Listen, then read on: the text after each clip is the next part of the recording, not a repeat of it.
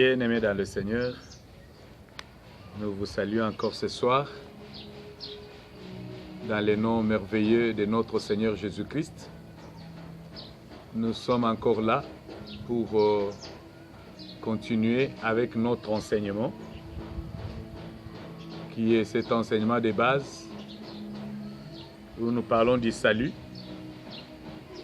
Et nous avons déjà commencé depuis le dimanche à introduire le message sur le tabernacle qui est le reflet du salut pour l'homme.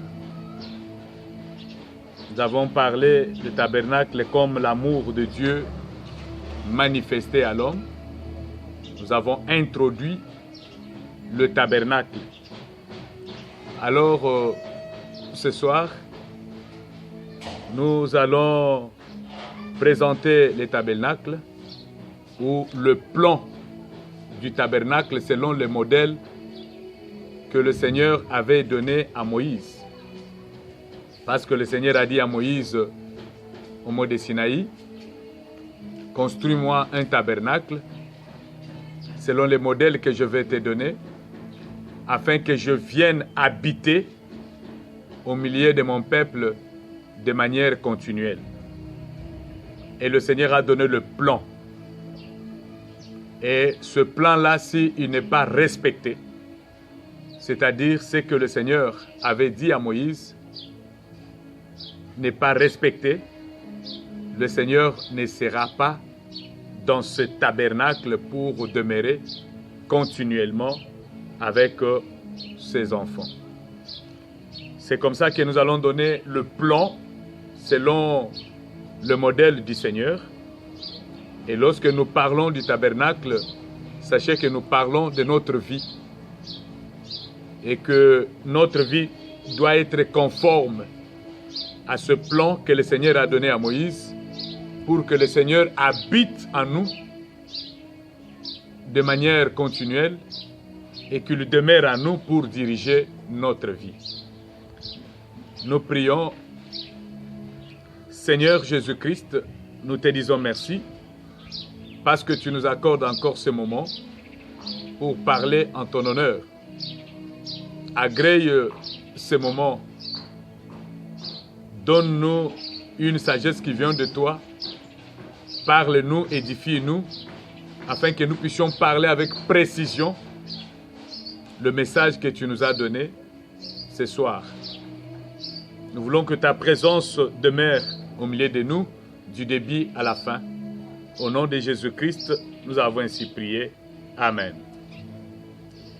Et lorsque nous parlons du plan que le Seigneur a donné à Moïse, nous voyons le tabernacle comme les éléments que nous allons parler ce soir. Nous commençons avec les portes.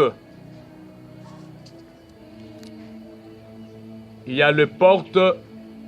Le tabernacle était constitué de 3 portes. En d'autres termes, on parle de rideaux ou de voiles. Parce que les portes, ce n'étaient pas des portes en métal, mais il y avait des rideaux qui séparaient une pièce à une autre. Alors, les 3 portes du tabernacle, nous avons la première porte qui est la porte d'entrée au parvis.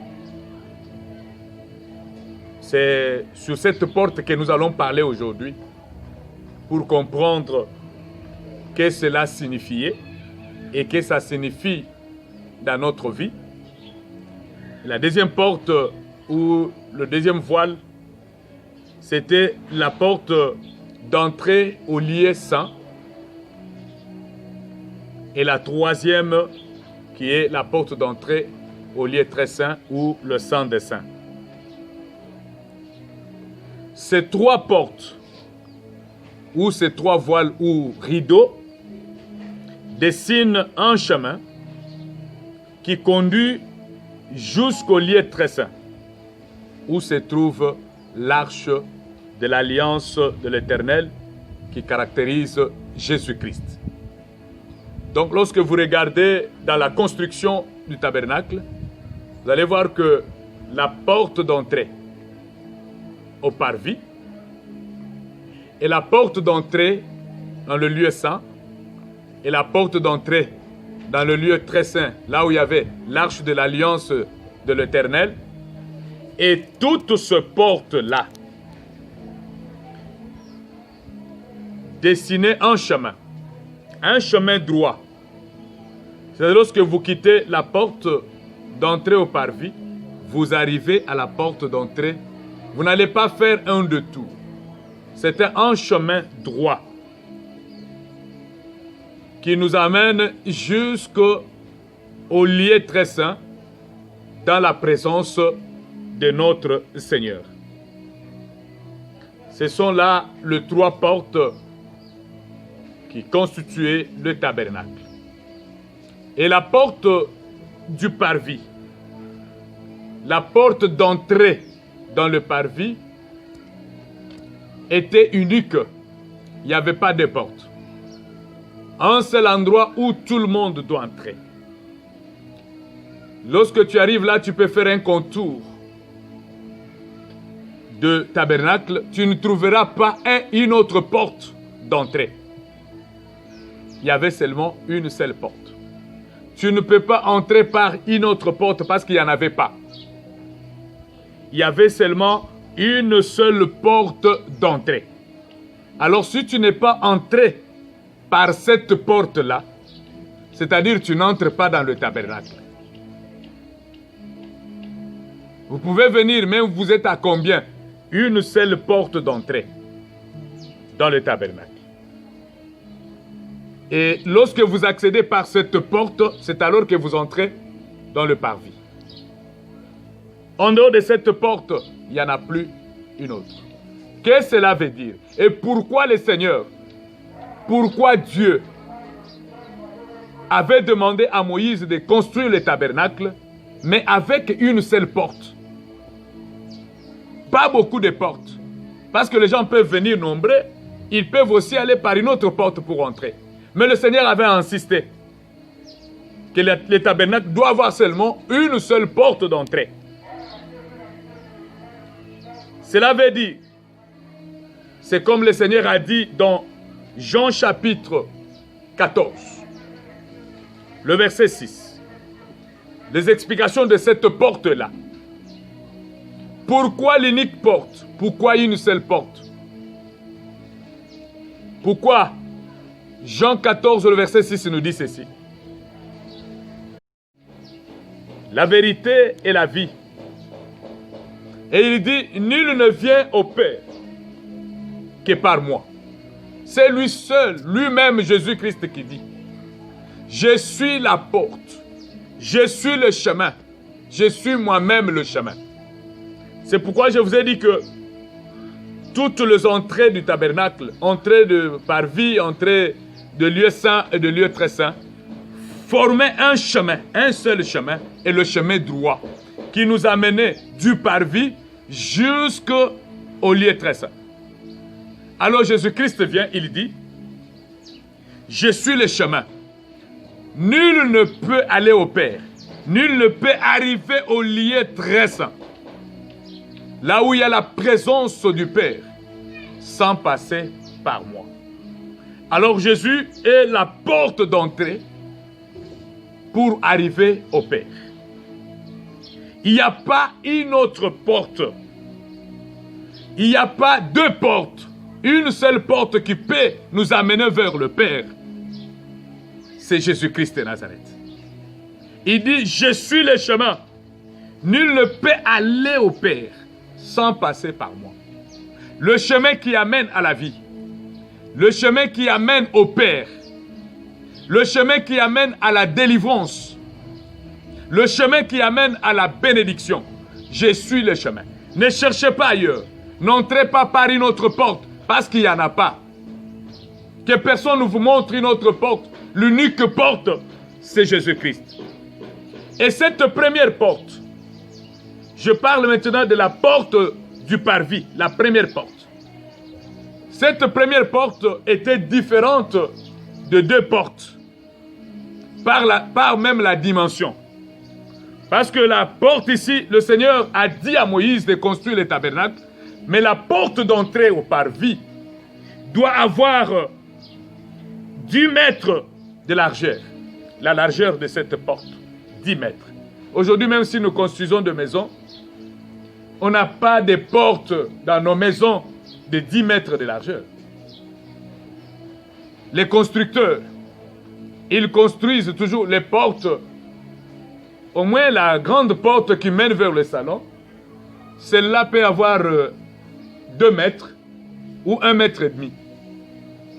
Mais toutes les portes de la maison ici, ce sont les portes qui ont 1 mètre de largeur. Mais le Seigneur dit à Moïse de construire cette porte d'entrée dont la largeur mesure 10 mètres et la hauteur de cette porte de 2,50 mètres. La hauteur de 2,50 mètres, la largeur de 10 mètres pour entrer dans le parvis. Pourquoi cette grande dimension? Pourquoi cette porte peut prendre cette dimension? La porte d'entrée au parvis. Nous allons lire le verset Jean chapitre 10. Jean chapitre 10, le verset 9.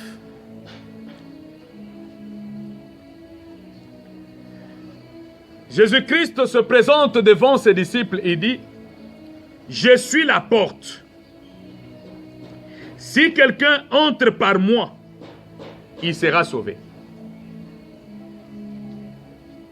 Il entrera et il sortira et il trouvera de pâturage. » La largeur de cette porte, Jésus-Christ se présente devant ses disciples pour leur dire que je suis la porte. Si quelqu'un entre par moi, il sera sauvé. Il entre et il sort et il trouvera du pâturage.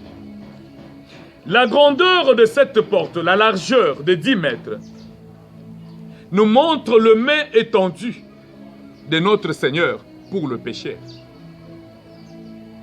Que le Seigneur a étendu sa main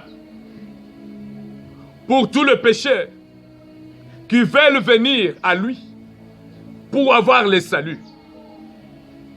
Il a étendu la main. Pour que tu ne dises pas que je ne vois pas où entrer. La porte est grande. Lui-même est la porte. Ça montre aussi sa grandeur. Le main étendu vers le péché, afin que tout celui qui veut venir à lui, qui n'ait pas une autre raison de plus. Jésus-Christ a étendu sa main, il nous appelle. Nous ne pouvons pas aller au Père sans passer par lui. Parce qu'aujourd'hui, il y a même des gens qui sont allés même dans le lieu saint sans passer par le parvis.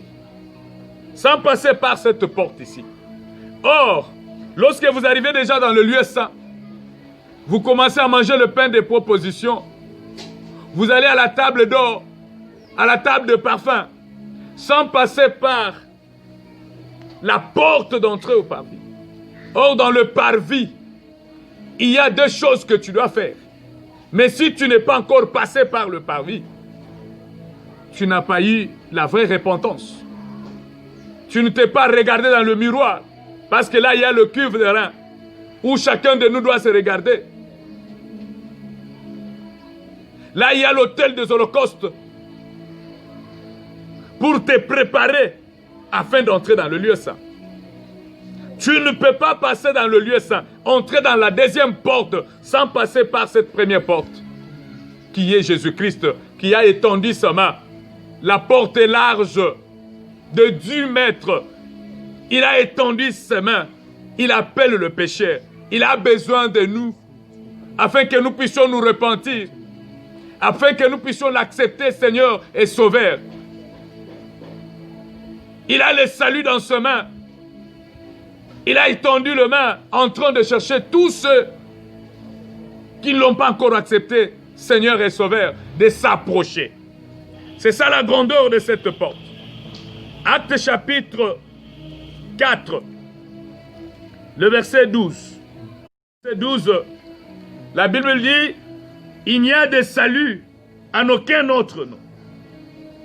Car il n'y a sous les ciels aucun autre nom qui ait été donné parmi les hommes par lesquels nous devrions être sauvés. Jésus-Christ a étendu sa main. Il nous appelle. Il y a le salut en aucun autre nom. Sur la terre ici, il y a le salut en aucun autre nom. Nous avons le salut dans un seul nom, qui est le nom de Jésus-Christ de Nazareth. En dehors du nom de Jésus, il n'y a pas le salut.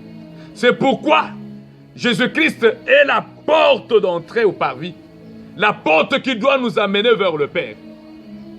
Nous ne pouvons pas aujourd'hui seulement, nous croyons au Seigneur, ou nous n'avons pas cru. J'étais voleur, j'étais bandit, quelque part. Mais maintenant j'ai été arrêté, j'étais dans la prison. Mais comme je sors de la prison, directement je deviens prédicateur. Sans passer par cette porte, nous allons faire beaucoup de bavures. Passons d'abord par cette porte. Parce qu'il n'y a de salut en aucun autre. Nous n'avons pas un autre nom sur la terre qui peut nous donner le salut. Jésus-Christ lui-même s'est présenté. Il dit, je suis le chemin qui vous amène vers le Père. Alors je vous invite à accepter Jésus-Christ, Seigneur et Sauveur, lui qui est la porte de brebis. Lui qui est la porte d'entrée au parvis pour être préparé à la rencontre du Seigneur. Nous ne pouvons pas arriver dans le lieu très saint, là où il y a l'arche de l'alliance de Dieu, sans passer par cette porte. Il n'existait que seule porte d'entrée.